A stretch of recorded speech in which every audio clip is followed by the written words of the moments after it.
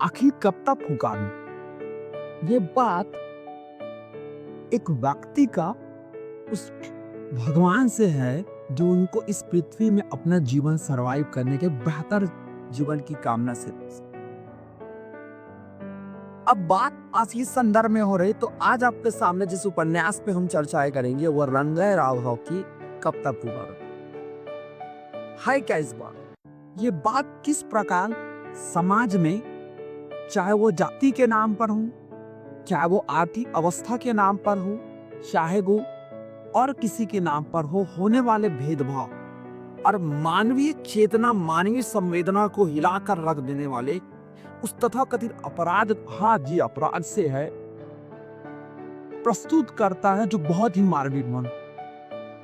अब इस कहानी के अगर मैं कथानक की बात करूं तो राघव राजस्थान, पूर्वी राजस्थान पे कर्नाटो मतलब उन उन उन आदिवासी समूह कर्नाटो बोलते हैं जो कहा जाता है, जो अपना जीवन नाच नृत्य करके या औषधियों को बेचकर अपना जीवन जीते हैं, उन लोगों को कहा जाता है।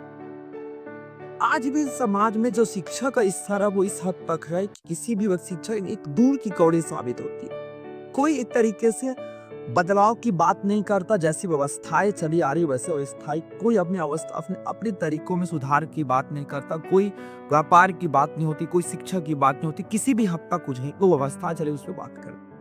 ये बहुत ही प्रेम का हाल और एक व्यक्ति का संघर्ष को प्रस्तुत करता है जो चाहता है कि मैं बदलाव ला सकूं। व्यक्ति है कर्नट सुखा या सखा। कर्नाटक समाज में एक बहुत तरीके से बात ये रहती कि वो अपने जीवन पे जो सरवाइव करते, जो अपने जीवन को जीने का तरीका है वो एक तरीके से अगर मैं दो बात पर डिपेंड कर जाए, एक तो जो बोल दूं उनकी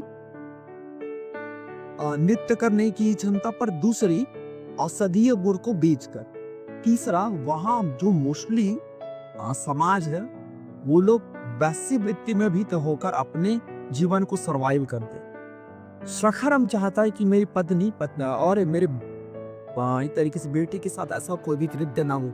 हर जगह जहां भी जाते हैं उनको उसी अवस्था से देखा जाता है और उनके साथ शोषण, एक तरीके से बोलूं शोषण होता है, मानसिक के साथ साथ शारीरिक शोषण का सामना करना पड़ता है। बार बार प्रयास करता, वो पुलिस के पास जाता, वो ऐसे सरकारी ऑफिसर के पास या अधिकारी के पास जाता जो की अवस्थाओं को दूर कर सके, लेकिन सभी उसी चश्मे से देखते हैं जिस चश्मे से पूरी समाज का को दिख रहा होता है। अंत में वो इस तरीके से सखराम मजबूर हो जाता है। इसमें बहुत बहुत बहुत मार्मिक दृश्य निकल के आता। अंत में इतना इतना मजबूर हो जाते सखराम कि अपनी बेटी की जरा दबाकर खुद मारने की सकता, आपको मार देता।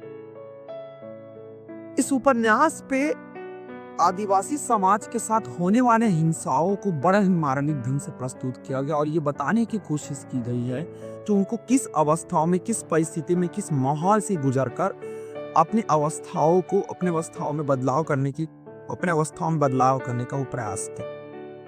फिर भी समाज उसको सपोर्ट नहीं करता, समाज उसको सहारा नहीं देता है।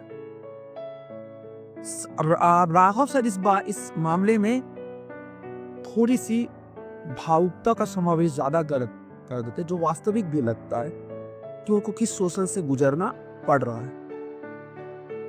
हर समाज एक ये सिर्फ कर्नाटक पर कहानी पर बेस्ड नहीं है, वो अपने आसपास उन सारे समाजों को आप देख सकते हो जिसके साथ शोषण हो रहा है और वो समाज नहीं जो शोषित कर रहे हैं। इन पर इतना तीखा प्रहार है और बदलाव की बात करता है। वो समाज को कहीं ना कहीं संदेश देता है कि एक तरीके से ऐसी मानवीय संवेदनाएं एक स्वस्थ समाज का निर्माण नहीं कर सकती। उम्मीद होगा ये वीडियो आपको पसंद आया होगा। कुछ नए वीडियो के सफर का हम कल मिलते हैं। चैनल को लाइक शेयर सब्सक्राइब कीजिए।